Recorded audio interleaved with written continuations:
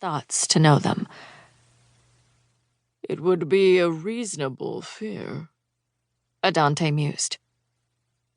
Life and death are inextricably linked for humans. Part of the same cycle. Each defined by the other, and unable to exist without its counterpart. I dragged my gaze beyond the white picket fence. We'd lived so many places in the last 100 years.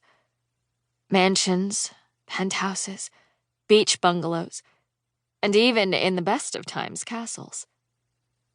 I thought we had lived everywhere and every way one could live. But we'd never lived in a... What is this? I whispered. Don't be dense, Charlie, Reg said. It's obviously a cottage. It looks as old as we are, I complained. Older, in fact, Adante said. This cottage has been here since before you were born. The first time. Reg forced a thin smile onto his face.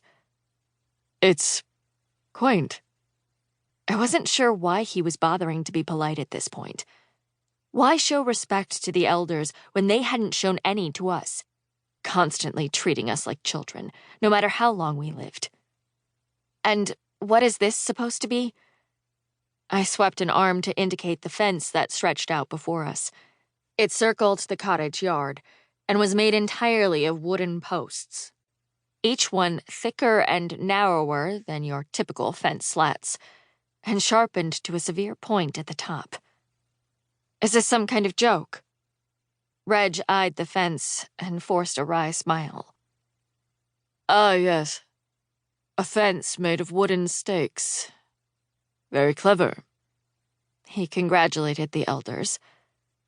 Elder Adante sounded ever so slightly exasperated. It is a fence, nothing more. Well, not quite nothing more. I turned, finally. What is it? It is your punishment. Reg gulped. So it is for... You don't mean to. We are to perish, then.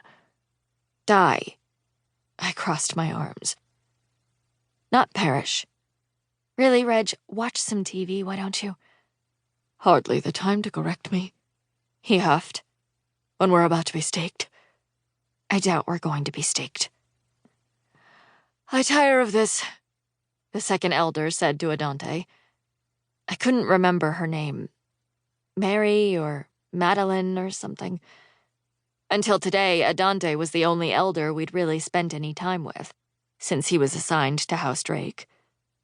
Each house, dozens of them within the 4 clans, had an elder representative, a diplomat of sorts. But if Adante was a politician, then this other elder was the muscle. Power radiated off her in a way that would have chilled me if my body wasn't already ice cold. You are not to fall upon the posts, Adante said. Reg let out a loud sigh of relief. But the fence is your end, nonetheless, Adante continued. It is the end of this life, and the beginning of, well, life. We wish you well. It sounded so final. I half expected the elders to turn and leave, but they stood there as if waiting for us to do something. Thank you? Reg tried. Adante lifted a stiff arm in response, his bony hand a shade darker than ours, but just as bloodless. Fingers pointing ominously toward the small gate in the white picket fence. He meant for us to cross through it. Instinctively, Reg backed away a step instead. But a single step was as far as he got. The other elder was behind him in an instant. If I had blinked, I would have missed it. She was faster than both me and Reg, and I was certain that her sole job tonight was to make sure we passed through that suspicious gate. I resisted the urge to